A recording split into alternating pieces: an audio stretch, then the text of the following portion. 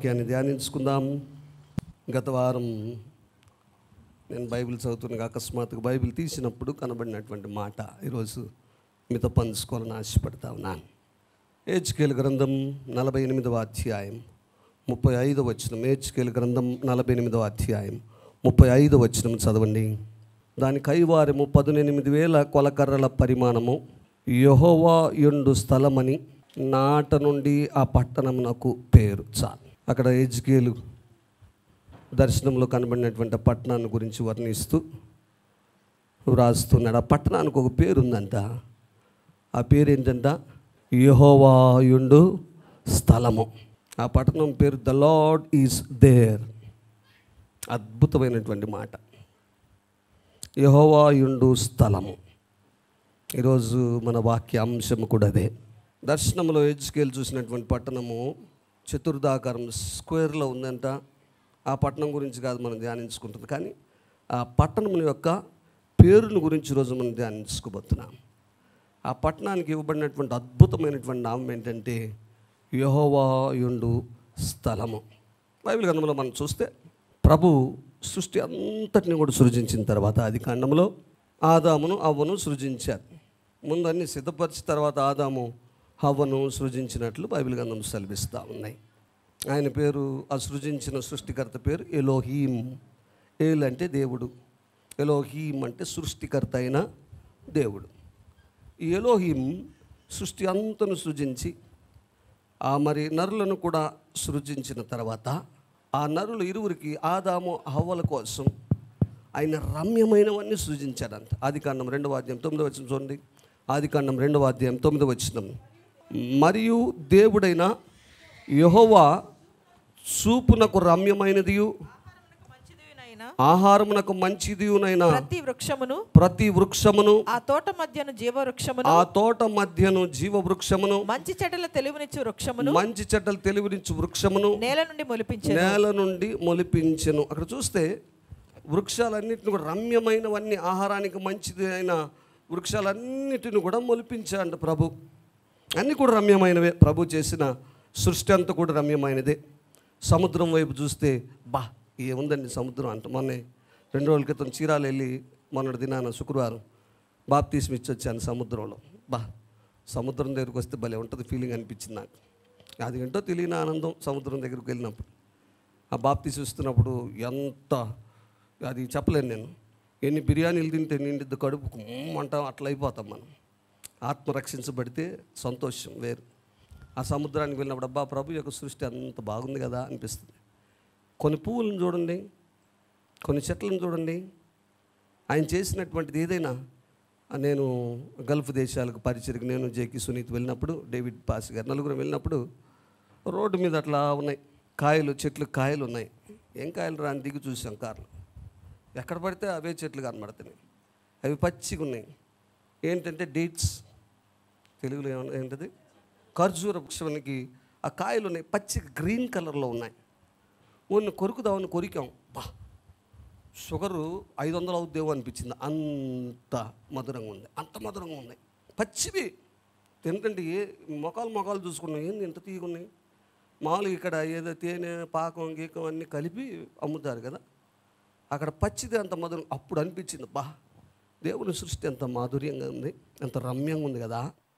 ఈ ఎలోహీం మానవులకి అంత రమ్యమైన దాన్ని సృజించాడు. అంతకంటే రమ్యమైనది ఏంటంటే ఆదాము హవ్వలకు దేవుడిచ్చిన ఇంకా రమ్యమైన ధన్యత, ఆధిక్యత ఏంటంటే ఈ దేవుడే వారి మధ్య ఉన్నాడంట. హల్లెలూయా, హల్లెలూయా. గ్రేటెస్ట్ ప్లెజర్ ఏంటి అంటే గాడ్ వాజ్ విత్ దెమ్. దేవుడు వారితో ఉన్నాడు. 3వ అధ్యాయం ఆది కాండం 3వ అధ్యాయం 8వ వచనంలో చూస్తే చల్లపూటను ఆదామును అతని భార్య తోటలో సంచరించుచున్న దేవుడైన యెహోవా స్వరము విని అక్కడ చూస్తే చల్లపూటను ఆదామును అతని భార్య తోటలో సంచరించుచున్న, ఎవరు సంచరిస్తుంది చెప్పండి? దేవుడైన యెహోవా. ఇంగ్లీష్లో చూస్తే God himself walked in the cool of the కూల్ ఆఫ్ ద డే అని ఉంటుంది. చల్లని పూట ప్రభువే వారి మధ్య సంచరిస్తూ ఉన్నాడు. ఇంకా అంతకంటే రమ్యమైనది ఏమనుందా? ప్రభువే వారితో ఉన్నాడు. ప్రభు ఉన్నటువంటి స్థలం అది. Lord was with them. కానీ వారు ఎప్పుడైతే పాపం చేశారో వారు ఏదెను వనము నుంచి బయటకు త్రోసివేయబడ్డారు. దేవునితో ఉన్నటువంటి ఫెలోషిప్ తెగిపోయింది, దేవునితో ఉన్న సహవాసము తెగిపోయింది, సంబంధం తెగిపోయింది, దూరం అయిపోయారు దేవునికి. అయినా ప్రభు వారిని విడిచిపెట్టలేదు, మానవాళిని ప్రభు విడిచిపెట్టలేదు.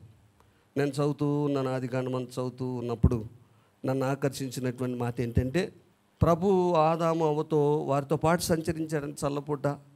కానీ వారు పాపం చేసినప్పుడు వారిని గెంటేశాడు. అక్కడితో అయిపోలే ఆ స్టోరీ. తర్వాత 5వ అధ్యాయం చదువుతున్నప్పుడు ఆదికాండము 22వ వచనంలో చూస్తే, ఆదికాండం 5వ అధ్యాయం 22వ వచనం చూడండి. హానోకు మెతూషెలను కనిన తర్వాత, హానోకు మెతూషెలను కన్య తర్వాత 300 ఏండ్లు దేవునితో నడుచుచు కుమారులను కుమార్తెలను కనెను. ఆ వాక్యం చదివినప్పుడు నిరీక్షణ ప్రారంభమైంది. అక్కడ మానవాళి అంధకార స్థితిలోనికి వెళ్ళిపోయారు. ఆదామవ్వ పాపం చేసినప్పుడు అంధకారము అలుముకుంది ఈ లోకంలో. అయినప్పటికీ కూడా ప్రభు అక్కడితో విడిచిపెట్టలేదు. మరణము సంక్రమించింది లోకంలో, పాపం వచ్చి జీతం మరణం. ప్రభు విడిచిపెట్టలా. మరలా ప్రభు అయితే అక్కడ ఉన్నాడంతే, మానవుల మధ్య ఉన్నాడు. హానోకు మెతూషెలను కన్య తర్వాత 300 సంవత్సరాలు ఆయనతో దేవునితో పాటు హానోకు ప్రభు కలిసి నడిచారంట. అబ్బా, ఎంత గొప్ప అనుభూతి. Enoch walked with Jesus for 300 years. 300 సంవత్సరాలు హానోకు దేవునితో నడిచాడు. అంటే అర్థం ఏంటి తెలుసా? ప్రభు హానోకుతో ఉన్నాడు. ఈ రోజున మన వాక్యాంశము పేరు యెహోవా షమ్మా. హెబ్రీ భాషలో హీఈస్ దేర్, ఆయన ఉన్నాడు అని అర్థం. యెహోవా షమ్మా అంటే యెహోవా ఉన్నాడు. ఇక్కడ హానోకుతో పాటు ప్రభు ఉన్నాడు. ఆ తర్వాత కూడా బైబిల్ చదువుతా వస్తున్నప్పుడు ఆయన సర్వ శరీరులకు దేవుడు అన్నాడు. ఎవరితో అన్నాడు? అబ్రహాముతో నేను సర్వ శరీరులకు దేవుడు అన్నాడు. ఇంకో చోట హీబ్రూలో చూస్తే ఎల్ షడాయ్ అన్నాడు. అంటే సర్వ శక్తిమంతుడైన దేవుడు అని నేను చేరతో అన్నాడు. సర్వశక్తిమంతుడైన దేవుడు, నాకు అసాధ్యమైనది ఏదైనా కలదా? సర్వశక్తిమంతుడుగా ఆయన అబ్రహాము శారా జీవితంలో, ఆ కుటుంబంలో నిరూపించుకున్నాడు ప్రభు. మరలా ఇంకా మనం చూసినట్లయితే, ఇంకా మనము ఆ బైబిల్ గ్రంథంలో చూసుకుంటూ ముందుకు వెళితే ఇస్సాకుతో ప్రభు ఉన్నాడు. దేవునితో యాకోబు పెనుగులాడాడు. అవునా? Jacob wrestled with God. దేవునితో యాకోబు పెనుగులాడాడు. ఎందుకు పెనుగులాడాల్సి వచ్చింది నేను అడిగాను. ప్రభు, ఏం ప్రభు తెల్లారిదాకా ఎందుకు పెనుగులాడాడు? దీవించు దీవించు దీవించని పెనుగులాడాడు. ఎందుకు ఆ సన్నివేశం పెట్టావు? తెల్లారిదాకా నువ్వు ఎందుకు ఆగి ఉన్నావంటే ప్రభు చెప్పిన సమాధానము, యాకోబుకు నేను ఉన్నానని తెలిపాను అన్నాడు. హల్లెలూయా. అక్కడ దేవుడు ఉంటేనే కదా పెనుగులాడేది కదా. అక్కడ దేవుడు దూత రూపంలో యాకోబు ఎదుట ఉన్నాడు. యెహోవా షమ్మా అక్కడ ఉన్నాడు కాబట్టి ఆయన కాలు పట్టుకొని విడవకుండా పెనుగులాడాడు. నన్ను దీవిస్తే తప్ప నేను వదలను ప్రభు అని. అంటే అర్థం ఏంటంటే ప్రభు అక్కడ ఉన్నాడు. ఆయన ఉండే దేవుడు. ఆయన తరతరములు కూడా యుగయుగములు మనతో ఉండేటటువంటి దేవుడు. ఆయన మనల్ని విడిచిపెట్టే దేవుడు కాదు. God is there, God is here and God is everywhere. దేవుడు అక్కడ ఉన్నాడు. ఈరోజు దేవుడు ఇక్కడ మనతో ఉన్నాడు. దేవుడు ప్రతి చోట కూడా ఉంటాడు. ఆయన సర్వాంతర వ్యాపి, అమ్ని ప్రజెంట్ గాడ్, సర్వాంతర వ్యాపి. ఎక్కడికి వెళ్ళినా ఉంటాడు ప్రభు. నువ్వు గాఢాంధకార లోయలోకి వెళ్ళినా యెహోవా షమ్మా. నీవు అగ్నిగుండములో వెళ్ళినా కూడా యెహోవా షమ్మా. నువ్వు జలముల్లో పడి నడుస్తున్నా కూడా యెహోవా షమ్మా.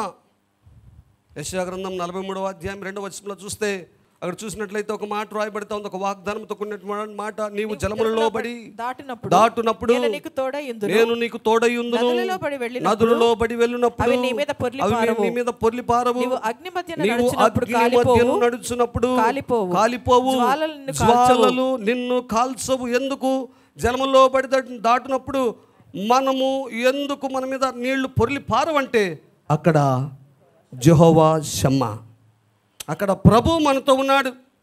ఎందుకు? షడ్రక్ మేషక్ అబేద్నెగోలు అగ్నిగుండములో 7 మండుచున్న అగ్నిగుండములో వేయబడినప్పటికీ కూడా వారు కాలిపోలేదంటే అక్కడ యెహోవా షమ్మా, ప్రభు అక్కడ ఉన్నాడు వారి మధ్య.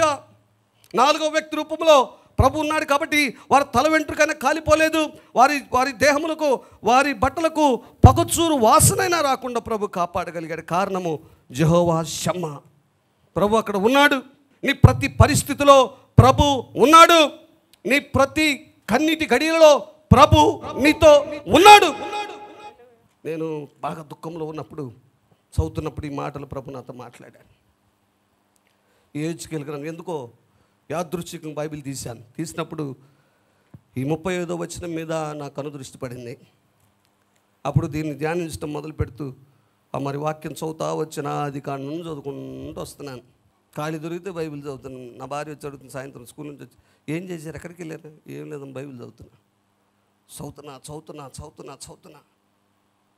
5 రోజులు చదువుతూనే ఉన్నాను. చదువుతుంటే అద్భుతం, దేవుని యొక్క ప్రత్యక్షత ఎక్కడ ఉందో అక్కడ అద్భుతాలు జరిగాయి. ప్రభు ఎక్కడ ఏ స్థలంలో అయితే ప్రభు ఉంటాడో అక్కడ దేవుని యొక్క మహిమ కనపరచబడింది.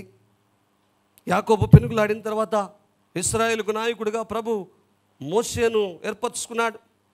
మోషేను ఏర్పరచుకున్నప్పుడు 3వ అధ్యాయం నిర్గమకాండంలో చూస్తే మోషే నమ్మలేదు.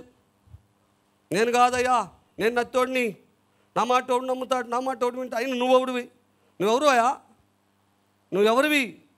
ప్రభు మాట్లాడాడు మోషేతో. ఒక మండుచున్న పద ద్వారా ప్రభు మాట్లాడాడు. మండుచున్న పద మాట్లాడుతూ ఉంది. చెప్పులు అక్కడ విడిచిపెట్టిరా, ఎందుకంటే ఇక్కడ నేను ఉన్నాను. యెహోవా షమ్మా స్థలం ఇది, నేను ఉన్నటువంటి స్థలం కాబట్టి నువ్వు చెప్పులు విడిచిపెట్టిరా, నేనే నిన్ను పిలిచింది. 40 సంవత్సరాల వయసులో ఒక హత్య చేసి 40 నుంచి 80 సంవత్సరాలు వయసు వచ్చే వరకు కూడా మామ దగ్గర ఉన్నాడు, గొర్రెలు కాచుకుంటూ ఉన్నాడు. 80 సంవత్సరాల వయసులో ప్రభు మాట్లాడుతూ ఉన్నాడు, నువ్వు నాకు కావాలి, నా ప్రజలను నువ్వు నడిపించాలి. ఇంకే 40-80 ఏళ్ళు అయిందయ్యా, ఇంకేం నడిపిస్తావు? నువ్వెవరు అయ్యా? నేను ఉన్నవాడను అనువాడినైన దేవుడను, నేను ఉన్నవాడను అనువాడినైన దేవుడను, నేను యెహోవా షమ్మా మాట్లాడుతూ ఉంది అక్కడ. మోషే అడిగాడు. మోషే ముందు నువ్వెవరో ఏంటో అనుమానించాడు, సందేహించాడు. ఆ తర్వాత మోషే అనుభవించాడు, ప్రభు యొక్క ప్రత్యక్షత అనుభవించాడు. ప్రత్యక్షత అనుభవించిన తర్వాత మోషే అంటున్నాడు ఒక సందర్భంలో, ప్రభు అన్నాడు, ఏంట్రా నా ప్రజలు నమ్మి తిరుగుబాటు చేస్తున్నారు, ఇన్ని అద్భుతాలు చేసినా కూడా ఎర్ర సముద్రాన్ని చీల్చి ఐగుప్తు నుంచి తీసుకుని బయటకు వచ్చి ఎన్నో అద్భుతాలు, నీళ్ళు కావాలంటే నీళ్ళు బండను చీల్చి నీళ్ళు ఇచ్చాను, ఆహారం కావాలంటే పరలోకం నుంచి మన్నాను కురిపించాను, నాన్ వెజ్ కావాలంటే ముక్కుల్లో నుంచి నోట్లో నుంచి ఎక్కువైపోయి అంత పూరీలను రప్పించాను, ఏం కావాలి అన్నీ ఇస్తున్నాను, అయినా నా మీద తిరుగుబాటు చేస్తున్నారు, అయినా విగ్రహారాధన జోలికి వెళుతున్నారు, అయినా నన్ను విశ్వసించట్లేదు, నేను రానన్నాడు ప్రభు. మోషేకు తెలుసు యెహోవా షమ్మా ఆయన ఉంటే ఏం జరుగుతుందో తెలుసో మోషేకు. అందుకే అంటాడు 33వ అధ్యాయం నిర్గమకాండం 15వ వచనంలో అంటాడు, 33వ అధ్యాయం నిర్గమకాండం 15వ వచనంలో, మోషే నీ సన్నిధి రాని ఎడల ఇక్కడ నుండి మమ్మల్ని తోడుకొని పోకుము. నీ సన్నిధి రాకపోతే ఇక్కడ నుంచి మమ్మల్ని తీసుకెళ్తాం, మేము ఒక అడుగు కూడా వేయలేము ప్రభువా, వేస్ట్. మేము వెళ్ళి కూడా వాగ్దత్త దేశంలోనికి ప్రవేశించాలి అంటే నీ సన్నిధి మాతో రావాలి, నీవు మాకు కావాలి. ఈ రోజున ప్రియ సహోదరి సహోదరుడా, మన స్వశక్తితో, నీ జ్ఞానముతో, శక్తియుక్తితో ఎన్నో కార్యాలు చేయాలని ప్రయత్నం చేస్తూ ఉంటాం. గుర్తుపెట్టుకో, నువ్వు చేసే పనిలో, నువ్వు చేసే ప్రయత్నములో అక్కడ ప్రభువు లేనట్లయితే, ఈ యెహోవా షమ్మా అనుభవం లేనట్లయితే నీ జీవితంలో నీవు జయము పొందుకోలేవు. అందుకే మోషేకు తెలుసు, మోషే అనుభవించాడు.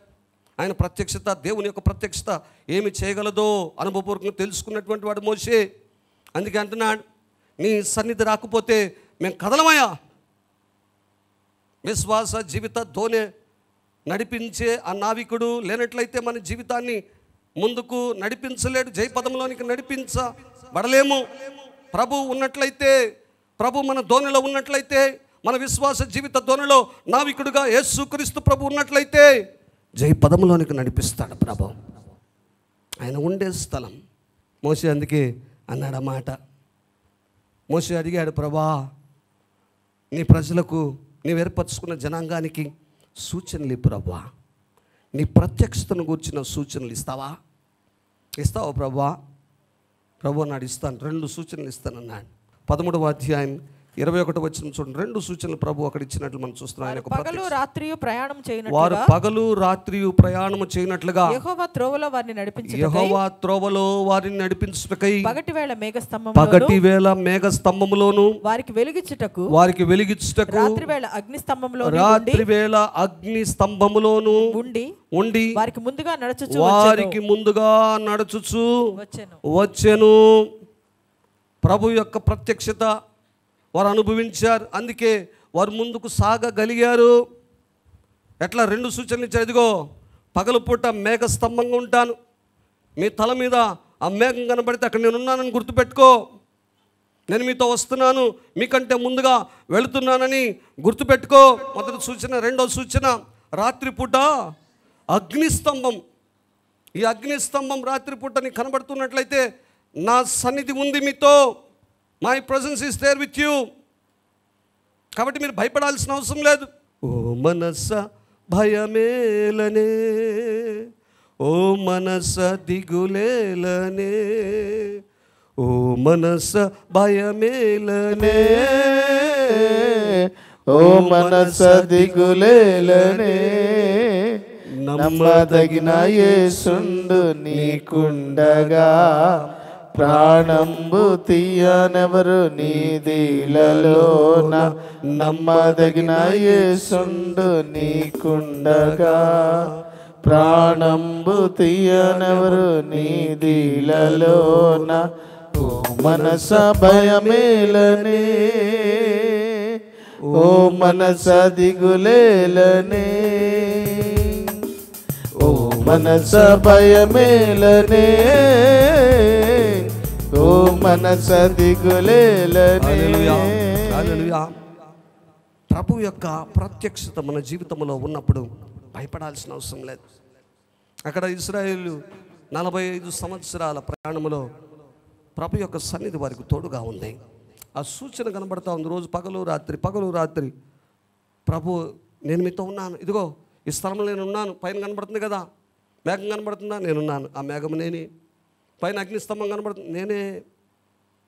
భయం లేకుండా వారు ముందుకు సాగారు. ఈరోజు మన జీవితాలలో కూడా ప్రభు యొక్క ప్రత్యక్షత కావాలి. భయం లేకుండా ముందుకు సాగాలంటే ప్రభు మనతో ఉండాలి. యెహోవా షమ్మ ఉండాలి. ఈ షమ్మ అనుభవం లేనట్లయితే, ప్రభు మనతో ఉండే అనుభవం లేనట్లయితే భయకంపితులం అవుతాం. గుర్తుపెట్టుకో.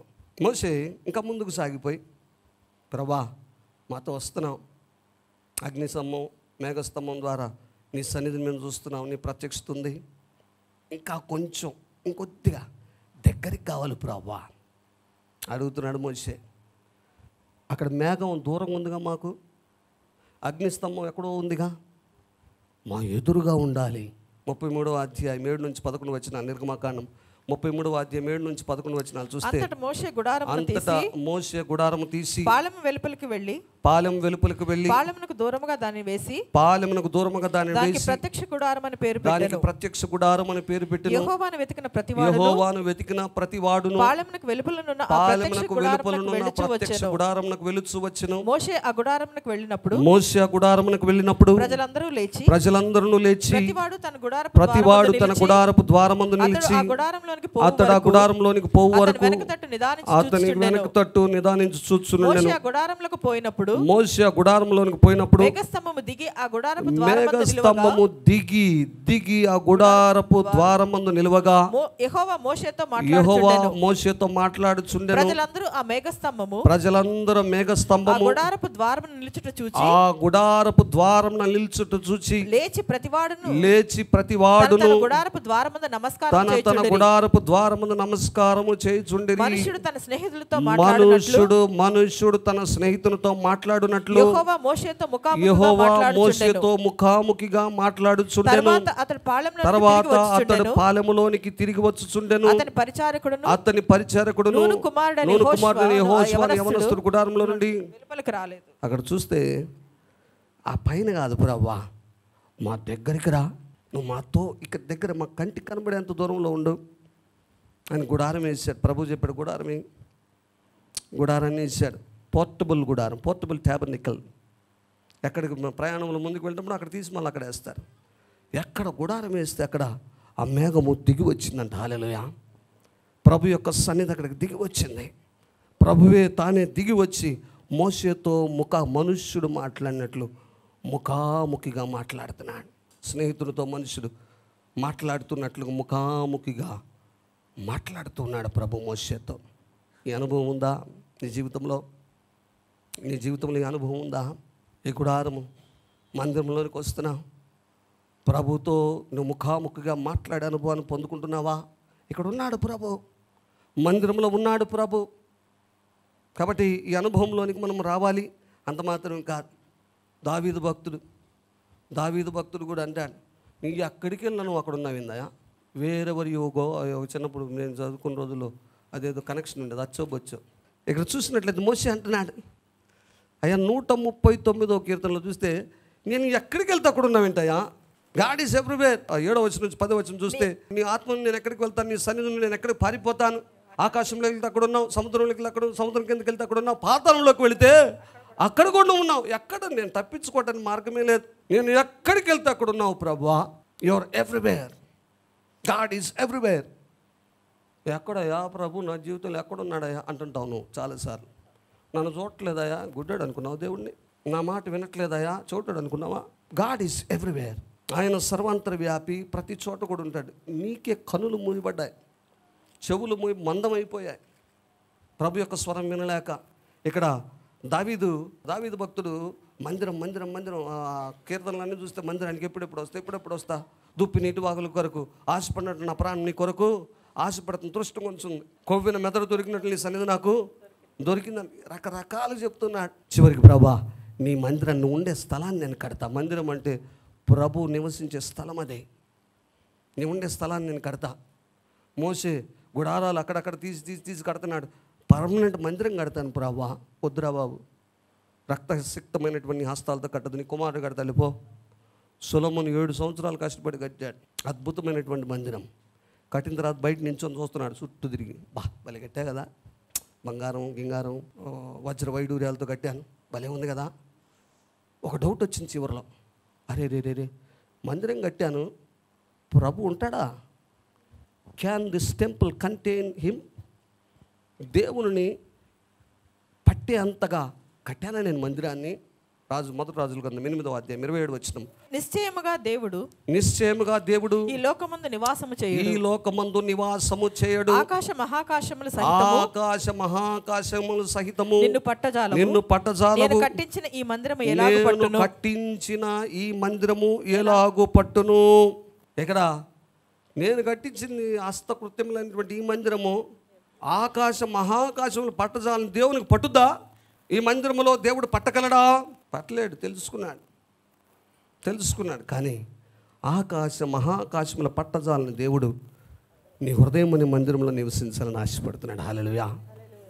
ప్రభు ఉండే స్థలం అక్కడ గుడారము చూసాం, ఇక్కడ సొలొమోను కట్టిన మందిరం చూసాం, దేవుని యొక్క మహిమ నిలుచు స్థలం అన్నాడు దావీదు భక్తుడు దేవుని మందిరాన్ని. ఈ రకరకాలుగా మనం చూస్తూ ఉన్నాం. కానీ అసలైన మందిరము ఈరోజు ఎక్కడుంది? మందిరం అంటే ఎక్కడుంది? మన హృదయంలోనే. పాట పాడుతుంది, హృదయమే నీ ఆలయం క్రీస్తు. పాటలు భలే పాడతాం, కానీ నీ హృదయం దేవుని యొక్క ఆలయంగా మార్చబడిందా? ప్రభు ఉండే స్థలం నీ హృదయమే. నీ హృదయంలో ప్రభు నివసించాలని ఆశపడుతున్నాడు.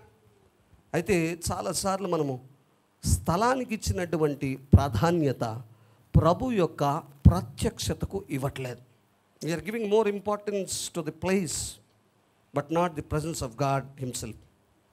దేవుని యొక్క ప్రత్యక్షతకు మనము ప్రాధాన్యత ఇవ్వలేదు. కానీ ఈ మందిరం అబ్బా మేము వెళ్ళే మందిరం చాలా పెద్దదండి, లక్షల మంది వస్తారండి. ఎవరికి కావాలి? నీ హృదయమే దేవుని మందిరం అని బైబిల్ సెలవిస్తాం. నీ హృదయంలో ఉండనట్లయితే నువ్వు ఎంత పెద్ద మందిరానికి వెళ్ళినా, ఏసీకి వెళ్ళినా, నాన్ ఏసీకి వెళ్ళినా, రేకుల షెడ్డుకి వెళ్ళినా వ్యర్థమే, నీ హృదయంలో లేనంత కాలం. కాబట్టి ఈ రోజున మన people were more occupied with the place but not the presence of God. దేవుని యొక్క మందిరం అంటే చేతులతో కట్టినటువంటి బిల్డింగులు, ఏసీలు ఉన్నాయా, పెద్దదా, చిన్నదా, వెడల్పా, పొడుగా, ఇది చూస్తున్నారు. కానీ ఎంత బాగుంటుంది తెలిసి మేము వెళ్ళి చర్చి, అది కాదు. నువ్వు వెళ్ళే నీ మందిరం ప్రభు నివసించే స్థలము నీ హృదయమే. నీ హృదయం అనే మందిరాన్ని సరిచేసుకోవాలి. మళ్ళా ఏజ్కేల్లోనికి వెళితే ఏజ్కేల్ గ్రంథంలో 1వ అధ్యాయం నుంచి మనం చూస్తే ముఖాముఖిగా ఏజ్కేలు దేవుని యొక్క మహిమను చూస్తాడు 1వ అధ్యాయంలో. 2వ అధ్యాయంలో చూస్తే దేవుడు తన ప్రజలైనటువంటి ఇశ్రాయేలుని గురించి వారు తిరుగుబాటు స్వభావం, కఠిన హృదయం కలిగి ఉన్నారు, విగ్రహాల జోలికి వెళ్తున్నారు, ప్రభు యొక్క ఆజ్ఞలను అనుసరించట్లేదని 2వ అధ్యాయం నుంచి వరుసగా చెప్తా వచ్చాడు ప్రభు. 32వ అధ్యాయం దాకా ఇశ్రాయేలీయులు ఏ విధంగా తిరుగుబాటు చేశారో ఏజ్కేల్ ద్వారా వివరిస్తూ ఉన్నాడు. 20వ అధ్యాయం 44వ వచనంలో చూస్తే యెహోవాను నేనే అని మీరు తెలుసుకుంటారు, మీ చేష్టలు, మీ దుర్మార్గతను బట్టి నేనే యెహోవాను మీరు తెలుసుకుంటారన్నాడు. 21వ అధ్యాయం 6వ వచనంలో చూస్తే నరపుత్రుడా నిట్టూర్పు విడుమని ప్రభు చెప్తున్నాడు. చెప్పుకుంటూ వచ్చి 33వ అధ్యాయానికి వచ్చే సమయానికి ప్రభు వారిని విడిచిపెట్టడు ఆయన. ప్రభు ఒకసారి మాట ఇస్తే మాట తప్పడం, ఇంకంతే. అన్కండిషనల్ లవ్, షరతులు లేనటువంటి ప్రేమ. 33వ అధ్యాయం 11వ వచనం ఏజ్కేల్లో అంటాడు, దుర్మార్గుడు కాగా వారితో ఇట్లనము, నా జీవముతోడు దుర్మార్గుడు మరణము నొందుట వలన నాకు సంతోషం లేదు. దుర్మార్గుడు తన దుర్మార్గత నుండి మరలి బ్రతుకుట వలన నాకు సంతోషము కలుగును. చాలా అక్కడ చూస్తే దుర్మార్గుడు చనిపోతే నాకు సంతోషము లేదు. అదే మనం మానవులుగా ఎట్లా ఆలోచిస్తాం? ఎవడైనా నీకు చెడు చేస్తే, నేను గాయపరిస్తే, నీకు నష్టం చేకూరిస్తే, వీడి జావా, వీడి కాలు పడిపోను, వీడి చెయ్యి పడిపోను, వీడి మెడ పడిపోను, దీని మెడ పడిపోను, నెక్లెస్ చూడు ఎంత పెద్దది పెట్టుకున్నాం, రకరకాలు చెప్పుకుంటాం. కానీ ప్రభు యొక్క మనస్సు ఆ విధంగా ఉండదు. మణిపూర్లో ఘటనలు జరిగినప్పుడు, క్రైస్తవులు ఊచకోతకు వచ్చినప్పుడు భారతదేశంలో అనేక మంది క్రైస్తవులు స్పందించారు. ఆంధ్ర రాష్ట్రంలో ప్రభు నాతో మొదట మాట్లాడినప్పుడు స్పందించడం ప్రారంభించాను. ఒకళ్ళిద్దరిని కలుపుకొని కొన్ని వేల మందితో అనేక జిల్లాల్లో తెలుసు మీకు, నేను ర్యాలీలు చేశాను. అప్పుడు రోడ్ల మీద మోకరించి ప్రార్థన చేయటం ప్రారంభించాను. చేయగలిగింది అదే. ఒక్కొక్కరికి మైక్ ఇచ్చేవాడిని ప్రార్థన చేయటాన్ని, ఒక్కొక్కడికి మైక్ ఇచ్చేవాడిని. పాస్టర్లకే మైకులు ఇచ్చిన, ప్రభా ఈ దుష్టుడు చావా ప్రభా, ఇటు చచ్చిపోవాలి, తొందరగా పోవాలని చేస్తున్నారు. నోర్ము అపో, అది కాదు, అది దేవుని మనసు కాదు. అది దుష్టుడు లేదా దుర్మార్గుడు నశించిపోవడం దేవుని చిత్తము కాదు. దుర్మార్గుడు తన దుర్మార్గతను విడిచిపెట్టి మారు మనసు పొందాలనేది ప్రభు యొక్క ఉద్దేశం. చాలాసార్లు మనం ప్రార్థన చేసే అంశము కూడా సరిగా ఉండదు. ఆడెవడో నశించిపోవాలని ప్రార్థన చేయడానికి కాదు. ప్రభు నిన్ను నన్ను ఆయన రక్తంలో కడిగిన ప్రభు కూడా అంతే అనుకుంటే, వీడింత దుర్మార్గురాలేమా, ఇది జావా అనుకుంటే లేదు మనకు పరలోక రాజ్యం. కాబట్టి బాగా గుర్తుపెట్టుకోవాలి. ప్రభు యొక్క అయ్యగారు రాశారు పాట, దుష్టుడు నశించినా నాకు కలుగదు సంతోషము, తత్వమును వీడినా నీకు కలుగును సంతోషము, పరిశుద్ధాత్ముడే ఇచ్చే పశ్చాత్తాపం, పరిశుద్ధాత్ముడే ఇచ్చే పశ్చాత్తాపం, దొరికెను నీ కడ పాపక్షమా, దొరికెను నీ కడ పాపక్షమా, నా దేవాని సన్నిధిలో ఒప్పుకొనుచున్నాను నా దోషము, నా ప్రభువాని ముఖ కాంతితో కనిపించిన పాపములు. దుష్టుడు నశించిపోతే ప్రభుకి సంతోషం లేదు. ఇక్కడ మరలా ప్రభు యొక్క కనికరాన్ని మనం చూస్తున్నాం. కింద హెజ్కేలు 36వ అధ్యాయం 26-27 వచనాలు, 36వ అధ్యాయం 26-27 వచనాలు చూస్తే, ఇదిగో రాతి గుండెను తొలగించి మాంసం గుండెను ఇస్తాను, నూతన హృదయం నూతన స్వభావం మీకు ఇస్తాను, నా ఆత్మను మీ యందు ఉంచుతాను అన్నాడు ప్రభు. నూతన మనస్సు, నూతన హృదయం, నూతన స్వభావం నీకు ఇస్తాను, నా ఆత్మను నీలో పెడతాను అన్నాడు ప్రభు. కాబట్టి ఇక్కడ చూస్తే ఇక మళ్ళీ ప్రేమ, ప్రభు యొక్క ప్రేమను మనం చూస్తా ఉన్నాం. కింద కింద కింద ఇంకా వస్తూ ఉంటే 37వ అధ్యాయంలో అంటాడు ప్రభు, వారు ఇంకా నిరీక్షణకు ఆధారం లేని స్థితిలోనికి వెళ్ళిపోయారు ఆయన ప్రజలు, ఇశ్రాయేలీయులు. ఎండిన ఎముకల వలె పడిపోయినారు. ఆ ఎండిన ఎముకలు కథన రంగంలోనికి హెజ్కేలును ప్రభు తీసుకెళ్తున్నాడు. ఆ యుద్ధ భూమిలో ఎప్పుడో వందల సంవత్సరాల క్రితం ఎండిన ఎముకలు కనబడుతూ ఉన్నాయి.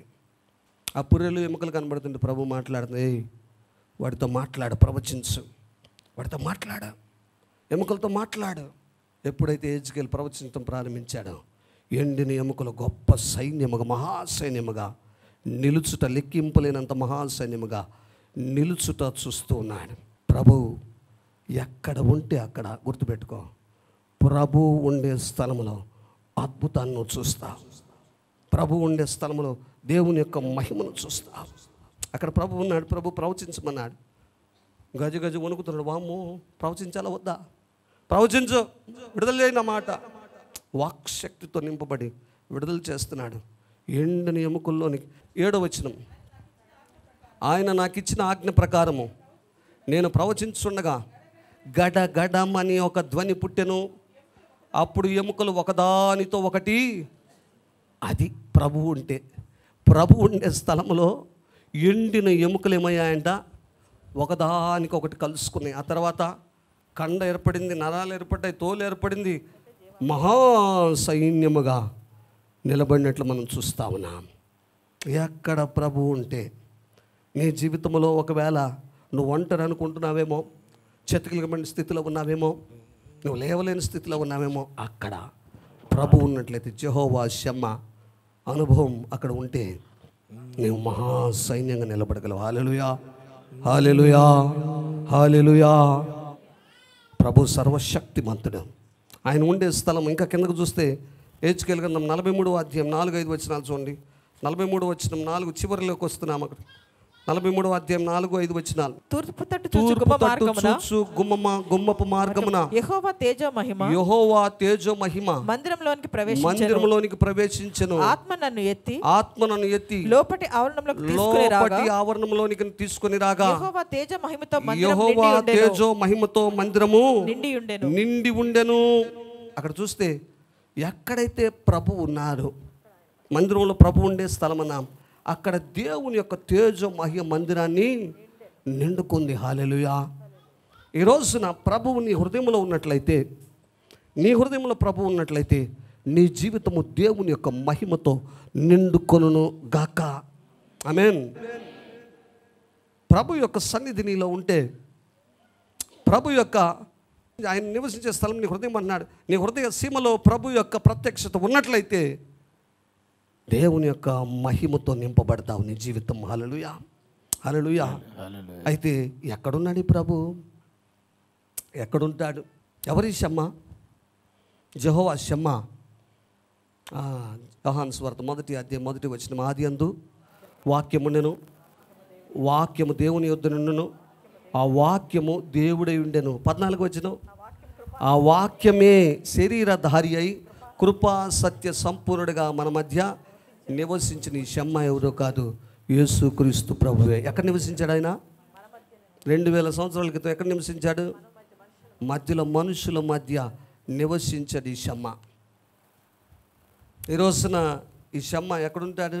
యేసేపుతో దూత మాట్లాడుతూ ఒక మాట చెప్తాడు.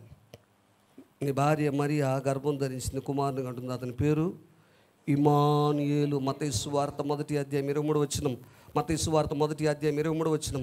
ఇమ్మానుయేలు అనగా దేవుడు మనకు తోడు. God with us, God is with us. Immanuel, God is with us. ఆయన ఎక్కడున్నాడు ఈ రోజున? ఎక్కడున్నాడు? చిన్నప్పుడు నాకు తెలియని రోజుల్లో ఎవరో ఒక ఆయన మా ఇంటికి వచ్చేవాడంట, ఒక ఆఫీసర్, కస్టమ్స్ ఆఫీసర్ ఏదో. ఆయన బాగా తాగి ఉండేవాడంట. ఏం చేశాడు దేవుడు అది ఇదని మాట్లాడేవాడంట. విజయవాడలో మేము ఉన్నప్పుడు మా అమ్మగారు నాన్నగారు చెప్పేవాళ్ళు, నాకు అంత గుర్తులేదు. ఎక్కడున్నాడు రా, నేను ఏదో పాట పాడుతున్నా అంటే చిన్నప్పుడు సండే స్కూల్ సాంగ్. నన్ను ఆపిరే చాలి, ఎక్కడున్నాడు రా దేవుడు, ఎక్కడున్నాడు అంటున్నాడు. ఇదిగో నా హృదయంలో ఉన్నాడు ప్రభు అని చెప్పానంట. అంతే, ఆ రోజు తాగుడు మానేసి సేవ చేశాడని చెబుతారు. మరి ప్రభు ఇప్పుడు నన్ను వాడుకుంటున్నాడు. దేవునికి స్తోత్రం. ఎక్కడున్నాడు ప్రభు? మన హృదయంలో మనతో ఉన్నాడు ప్రభు. ఆయన మనతో ఉండే ఎక్కడో ఆయన స్థలాన్ని ఎంచుకోవట్లేదు, నీలో ఉండాలని ప్రభు కోరుతున్నాడు. స్థలము నీ హృదయమే అంటున్నాడు ప్రభు. కాబట్టి ఈ యెహోవా షమ్మా ఎక్కడ ఉంటాడంటే మనతో, మనలో. కొన్ని యోహాను సువార్త 2వ అధ్యాయం 19 నుంచి 21 వచనాల్లో ఉంటుంది. కొలసీలకు రాసిన పత్రిక 1వ అధ్యాయం, కొలసీలకు రాసిన పత్రిక 1వ అధ్యాయం 19 నుంచి 20 వచనాలు చూస్తే ఆయన ఎక్కడుంటే అక్కడ సంపూర్ణత ఉంటుందంట. ఆయన ఎక్కడ ఉంటే అక్కడ సర్వ సంపూర్ణత నివసిస్తుందంట. సర్వ సంపూర్ణత ఉంటుంది. కాబట్టి ఈ రోజున యేసుక్రీస్తు ప్రభు నీలోనికి వచ్చినప్పుడు సర్వ సంపూర్ణత అనుభవాన్ని ప్రభు నీకు అనుగ్రహిస్తాడు. ఆమేన్. ఇంకా ఆయన ఎక్కడ ఉంటాడు? ఆయన ఎక్కడ ఉంటాడంటే విశ్వాసులలో ఆయన నివసిస్తాడు. నీ విశ్వాసము ఎక్కడుంటుందో, విశ్వాసి అని పేరు పెట్టుకుంటే ఉండడు ఆయన. గుర్తుపెట్టుకో ఈ మాట. విశ్వాసం ఎవరిలో ఉంటుందో అక్కడ ఆయన నివసిస్తాడు. యెహోవా Shammah he dwells in the believer's hearts, in the hearts of the believer. Believer అంటే విశ్వాసి. నేను విశ్వాసి బెదరు అది కాదు. నేను విశ్వాసి బెదరు కానీ నాకు భయం వేస్తుంది, నా కొడుకు పెళ్లి కాదు, నా కూతురు ఇంకా పెళ్లి కాదు, కట్నానికి డబ్బులు నల్లగా ఉంది వాళ్ళు అవి చెప్పే వాళ్ళ దగ్గర ఉన్నాడు ప్రభు. విశ్వాసి హృదయంలో ప్రభు నివసిస్తాడు. కొరింథీయులకు రాసిన మొదటి పత్రిక 3వ అధ్యాయం 16-17 వచనాలు. కొరింథీయులకు రాసిన మొదటి పత్రిక 3వ అధ్యాయం 16-17 వచనాలు చూస్తే మీరు దేవుని ఆలయమై ఉన్నారని, దేవుని ఆత్మ మీలో నివసించుచున్నాడని మీరు ఎరుగరా? ఎవడైనా దేవుని ఆలయమును పాడు చేసి పాడు చేసిన ఎడల దేవుడు వారిని పాడు చేయను. దేవుని ఆలయము పరిశుద్ధమై ఉన్నది, మీరు ఆ ఆలయమై ఉన్నారు. నీ హృదయము దేవుని ఆలయం అన్నాడు మంచిది, కానీ ఆ ఆలయము పరిశుద్ధంగా ఉండాలంట. పరిశుద్ధత లేనప్పుడు నువ్వు పాడైపోతావు. ఆ స్థలము పాడైపోతుంది. పాడైపోయినట్లయితే నీ విశ్వాస జీవితం పాడైపోయినట్లే. పరిశుద్ధత కావాలి. ఎందుకంటే ప్రభు నివసించినప్పుడు అపరిశుద్ధులు ఆయన నివసించలేడు. లేవికాండం 11వ అధ్యాయం 44 వచనం. లేవి 11:44. 1 పేతురు 1వ అధ్యాయం 16 వచనం. నేను పరిశుద్ధుడు కనుక మీరును పరిశుద్ధులై ఉండని ప్రభు సెలవిస్తున్నాడు. ఎందుకు పరిశుద్ధత కావాలి? ఎందుకు కావాలి?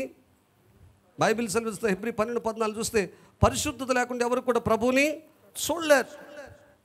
కాబట్టి రెండవది, విశ్వాసిని పేరు పెట్టుకుంటే అక్కడ ప్రభు నివసించలేడు. పరిశుద్ధత కావాలి. పరిశుద్ధత ఎక్కడుంటే అక్కడ ప్రభు నివసిస్తాడు.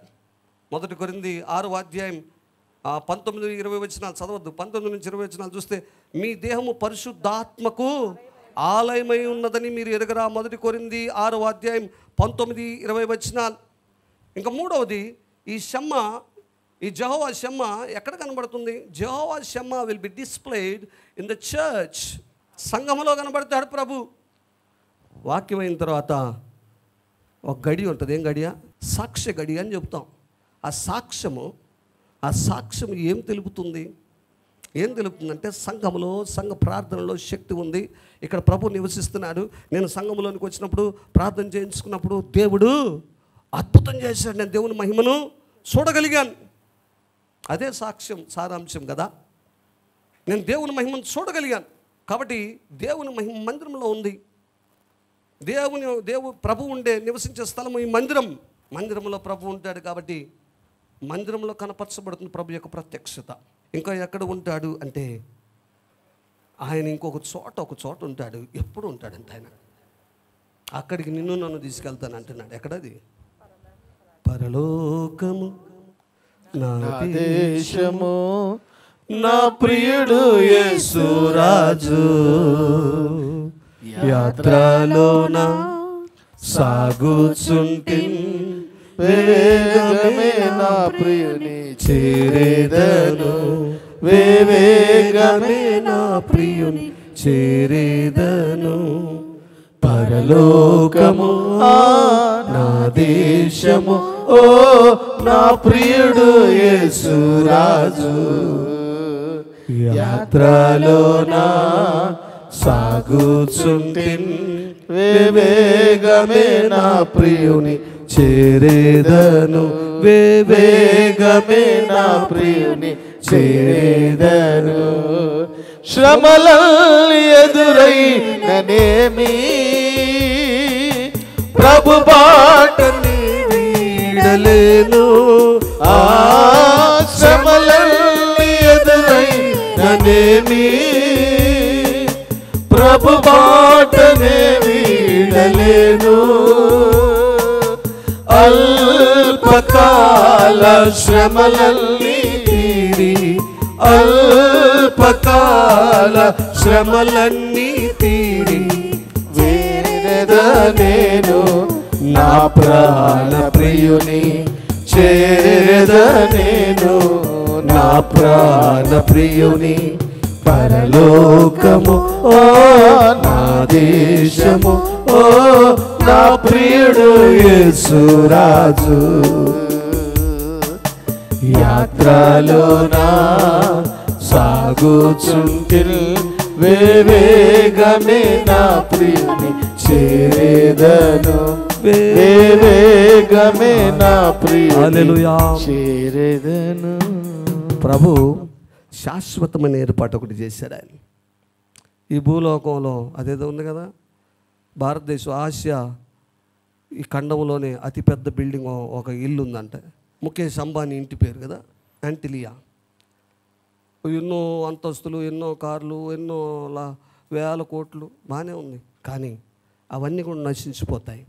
ఒక స్థలం ప్రభు మన కొరకు సిద్ధపరిచాడు. అందుకే యోహాను సువార్త 14:3 చూస్తే, యోహాను సువార్త 14:3 చూస్తే, నేను వెళుతున్నాను, నేను వెళ్ళి మీకు స్థలము సిద్ధపరిచిన యెడల నేనుండు స్థలములో మీరును ఉండులాగున మరలా వచ్చి నా యొద్ద నుండుటకు మిమ్మును తీసుకొని నేను మీకోసం శాశ్వతమైన స్థలాన్ని సిద్ధపరుస్తున్నాను అన్నాడు. అక్కడ ఎవరుంటారంట? నేనుండు స్థలం అన్నాడు ప్రభు.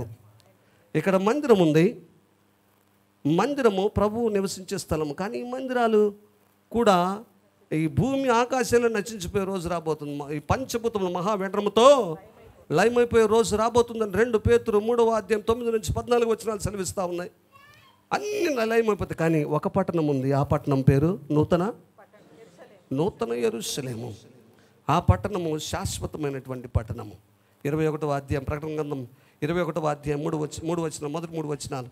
ప్రకటన గ్రంథం 21వ అధ్యాయం మొదటి 3 వచనాలు. అంతటా నేను క్రొత్త ఆకాశమును క్రొత్త భూమిని చూచితిని. మొదటి ఆకాశము మొదటి భూమియు గతించిపోయిను. సముద్రమును ఇకను లేదు. మరియు నేను నూతనమైన యెరూషలేము నా పరిశుద్ధ పట్టణము తన భర్త కొరకు అలంకరింపబడిన పెండ్లి కుమార్తె వలె సిద్ధపడి పరలోకమందున దేవుని యొద్ద నుండి దిగివచ్చుట చూచితిని. అప్పుడు ఇదిగో దేవుని నివాసం మనుషులతో కూడా ఉన్నది. ఆయన వారితో కాపురముండును. వారాయన ప్రజలయుందురు. దేవుడు తానే వారికి వారి దేవుడై ఉండి వారికి తోడయుండును. ఏంటంట? దేవునితో కాపురం. మనం దేవుడు మనుషులతో కాపురం చేయాలని ఆశపడుతున్నాడు. అక్కడ ఆ నూతన యెరూషలేములో మనము ప్రభువే ఉండేది, విశ్వాసులు ప్రభువే ఉండేది. పరిశుద్ధ పట్టణం. అంత మాత్రంగా శాశ్వత కాలం ఉంటాం. శాశ్వత కాలము ప్రభుతో పాటు నివాసం చేసే స్థలము. యెహోవా షమ్మా మనతో ఒక నూతన యెరూషలేము అనే పట్టణములో శాశ్వత కాలం ఉంటాడంట. హల్లెలూయా, హల్లెలూయా. అక్కడ ఇంక మందిరం లేదు. ఎందుకు మందిరం లేదు? 22-23 వచనాలు చూడండి. 22-23 21వ అధ్యాయం ప్రకటన గ్రంథం 21వ అధ్యాయం 22-23 వచనాలు. దానిలో ఏ దేవాలయం నాకు కనబడలేదు. సర్వాధికారి అయిన దేవుడకు ప్రభువును గొర్రెపిల్లయు దానికి దేవాలయమై ఉన్నారు. ఆ పట్టణంలో ప్రకాశించుటకై సూర్యుడైనను చంద్రుడైనను దానికి అక్కరలేదు. దేవుని మహిమయే దానిలో ప్రకాశించున్నది. గొర్రెపిల్లయే దానికి దీపం. హల్లెలూయా. ఆ పట్టణంలో స్థలం సిద్ధపరచడానికి వెళ్ళాడు ప్రభు. రాబోతున్నాడు. ఈరోజు ఆయన రావచ్చు, రేపైనా రావచ్చు. నీలో ఉందా నిశ్చయత? ఈ భూమి మీద నువ్వు బ్రతికున్న కాలంలోనే నీ హృదయం అనే స్థలములో ప్రభు ఉండేటట్లు చూడాలి. నువ్వు ప్రభుని ఆహ్వానించాలి. నీ హృదయసీమలో నీకు ప్రభుని ఆహ్వానం పలికినట్లయితే అక్కడ ఆ ధన్యత నీకు ఉంటుంది. అక్కడ మందిరం ఉండదు, ఇంకా ప్రభువే మందిరం. గొర్రెపిల్లే ప్రభువు, గొర్రెపిల్లే వారి మందిరం. అటువంటి అనుభవంలో నీకు ప్రభు నడిపించాలని ఆశపడుతున్నాడు. అయితే ఈ అనుభవంలో నీకు నడిపించబడక ఈ గ్యాపే చాలా క్లిష్టమైనటువంటి పరిస్థితిలో వస్తూ ఉన్నాయి. కొంతమంది విశ్వాసుల జీవితాల్లో ప్రభువు చేసే పని ఏంటంటే, ఒకటి ఆయన కత్తిరిస్తాడు. ప్రూనింగ్ పీరియడ్ అంటాం. దాన్ని తట్టుకోలేకపోతున్నారు చాలామంది విశ్వాసం. ఏంట కత్తిరింపు? యోహాను సువార్త 15వ అధ్యాయం 2వ వచనం. యోహాను సువార్త 15వ అధ్యాయం 2వ వచనం. నాలో ఫలింపని ప్రతి తీగను ఆయన తీసి పారవేయును. ఫలించు ప్రతి తీగ మరి ఎక్కువగా ఫలింపవలెనని దానిలోని పనికిరాని తీగలను తీసివేయును. ఏమంట? ప్రూనింగ్ చేస్తున్నాడు అంటే పెరికి వేయట. అక్కడ కత్తిరిస్తున్నాడు. ఫలింపని తీగ, ద్రాక్షవల్లికి కొన్ని ఎండు తీగలు ఉంటాయి. ఎండు తీగలను మొలిపించేటట్లు మనం చేసినట్లయితే అసలు మెయిన్ ద్రాక్ష తీగ వీక్ అయిపోతుంది, ఫలాలు వీక్గా వస్తాయి. అందుకే వ్యవసాయకుడు ఏం చేస్తాడంటే, చూసిన ప్రతిసారి కూడా ఏం చేస్తాడు? కత్తిరిస్తాడు. ఎండిపోయిన వాటిలన్నీ ప్రూన్ చేస్తాడు. ప్రూనింగ్ పీరియడ్, ప్రూనింగ్ టైం అంటారు. కత్తిరిస్తూ వస్తాడు. కత్తిరించినప్పుడు బలంగా ఎదుగుతుంది ద్రాక్ష తీగ, మంచి మధురమైనటువంటి ఫలాలను ఇవ్వగలుగుతుంది ప్రూనింగ్ చేస్తే. మన జీవితాల్లో కూడా ప్రభు మరి దేవునికి ఇష్టం లేనటువంటి, ఆయనకు అసహ్యమైనవి ఏమైనా ఉంటే కత్తిరిస్తాడు మన జీవితంలో. గుర్తుపెట్టుకో. ఈ ప్రూనింగ్ పీరియడ్ తట్టుకోవాలంటే పరిశుద్ధాత్మ నీలోనికి రావాలి. ఈ ప్రూనింగ్ పీరియడ్లో తట్టుకోలేక ఏం మందిరంలే, ఏం ప్రభులే, ఏం ప్రార్థనలే అంటూ ఉంటాం. కాబట్టి ప్రూనింగ్ ఉంటుంది ఈ గ్యాప్లో. రెండవది ఇంకొక అంశము, ఆ మొదటిది ప్రూనింగ్, రెండవది రిఫైనింగ్. శుద్ధి చేయటం ఉంటుంది. మన జీవితాలను శుద్ధి చేస్తాడు ప్రభు. యెషయా గ్రంథం 48వ అధ్యాయం 10వ వచనం. యెషయా గ్రంథం 48వ అధ్యాయం 10వ వచనం. రిఫైనింగ్ పీరియడ్ ఉంటుంది. నేను నిన్ను పుటము వేసి తిని వెండిని వేసినట్లు కాదు, ఇబ్బంది కొలిమిలో నిన్ను పరీక్షించి తిని. ఎందుకు రిఫైనింగ్? ఎందుకంటే ఆ కోలార్ గోల్డ్ ఫీల్డ్స్లో గోల్డ్ ఉంటుంది. ఆ గోల్డ్ చూస్తే నల్లగా ఉంటుంది. ఇది చాలాసార్లు చెప్పాను. 7 స్టేజెస్లో ఉంటుంది. ఆ 7 స్టేజెస్లో కాలుస్తారు బంగారాన్ని. నన్ను కాల్చొద్దు అంత బంగారం. అది కాల్చబడినప్పుడే దానిలో ఉన్నటువంటి మలినమంతా కూడిపోయి ఆ ప్యూరిఫైడ్ గోల్డ్గా మార్చబడుతుంది. 99.999 గోల్డ్, 24 క్యారెట్ గోల్డ్ అవ్వాలి అంటే కాల్చబడాలి. 7 స్థాయిల్లో కాల్చబడాలి. 7వ స్థాయి ఏంటంటే, అక్కడ మాకు చెప్పింది ఏంటంటే, 7వ స్థాయిలో ఆ బంగారంలోనికి తొంగి చూసినప్పుడు నీ ప్రతిరూపం అక్కడ కనబడుతుందంట, అద్దములాగా మెరుస్తుంది. అప్పుడు అది ప్యూర్ గోల్డ్గా మార్చబడినట్లు. మన జీవితాల్లో కూడా మనము ఎప్పుడు దాకా మనల్ని ప్రభు రిఫైన్ చేస్తాడంటే, మనము ఆ అద్దములో చూసినప్పుడు ప్రభు యొక్క ప్రతిరూపం కనబడాలి మనలో. హల్లెలూయా. మన రూపం కాదబ్బా, నేను బాగున్నా కదా, క్రీమ్ పూసుకున్నాను, లిరిల్తో పూసుకొని తెల్లగయ్యాను, ఈ కాదు. ప్రభు యొక్క ప్రతిరూపం కనబడాలి మనలో అద్దంలో చూసుకున్నప్పుడు. గుర్తుపెట్టుకో. ప్రభు యొక్క ఈ మధ్య అదేదో సోపు చాలామంది చెప్పాను, బ్రదర్ ఏం నల్లగా అయిపోతున్నారన్నారు. ఏంటి అమ్మా? అవునా, తిరుగుతున్నానమ్మా బాగా. అదేదో ప్రిస్మోస్ బ్యూటీ అనే సోప్ వాడండి బ్రదర్, తెల్లగా అవుతారని చెప్పారు. అది చూస్తే 400 అంట. నా మొఖానికి 400 ఎందుకు సోప్? కానీ ప్రిస్మోస్ బ్యూటీ సోప్ వాడండి బ్రదర్ అని చెప్తున్నారు ఈ మధ్య. కాబట్టి అది కాదు, ఆ బ్యూటీ కాదు, మనలో క్రీస్తు కనపరచబడాలి.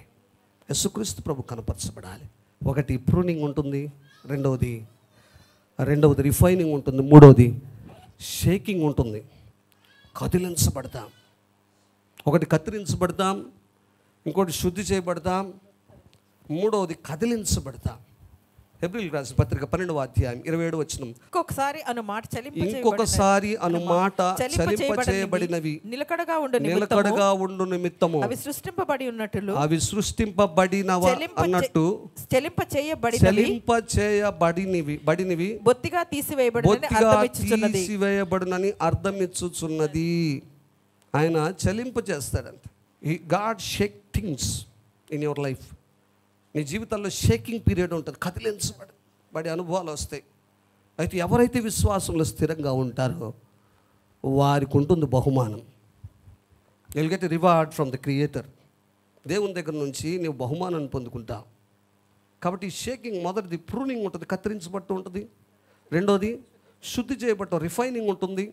అగ్ని వంటి మహాశ్రమల కొలిమిలో నువ్వు కాల్చబడతావు. మూడవది కదిలించబడే అనుభవాలు ఉంటాయి. అయితే నీ విశ్వాసం కదిలించబడనట్లయితే ప్రభు నీతో ఉంటాడు, నీతో ఉన్నాడని అర్థం. నువ్వు కదిలించబడుతుంటే యెహోవా షమ్మా అనుభవం లేదు నీ జీవితంలో. నువ్వు కదిలించబడుతున్నట్లయితే, నీ విశ్వాసం కదిలించబడుతున్నట్లయితే ప్రభు లేడు అక్కడ. God is not there. God's presence is absent in your life. గుర్తుపెట్టుకో. ప్రభు వాగ్దానం చేశాడు, ఆయన నమ్మదగిన దేవుడు. ఇందాక చెప్పారు పాషి గారు, మనం నమ్మదగిన వారమైన నమ్మదగిన దేవుడు. హెబ్రీయులకు రాసిన పత్రిక 13వ అధ్యాయం 5వ వచనం, నిన్ను విడువను ఎన్నటికీ ఎడబాయనన్నాడు ప్రభు. వాగ్దానం చేశాడు ఆయన. మత్తయి సువార్త 28వ అధ్యాయం 20వ వచనం, మత్తయి సువార్త 28వ అధ్యాయం 20వ వచనం, ఇదిగో యుగ సమాప్తి వరకు సదాకాలం నేను నీతో కూడా ఉంటానని ప్రభు వాగ్దానం చేశాను. ఉన్నాడా? నీలో ప్రభు ఉన్నట్లయితే నువ్వు దేవుని మహిమను చూస్తావు. అటువంటి కృప దేవుడు ప్రతి ఒక్కరు కూడా అనుగ్రహించును గాక.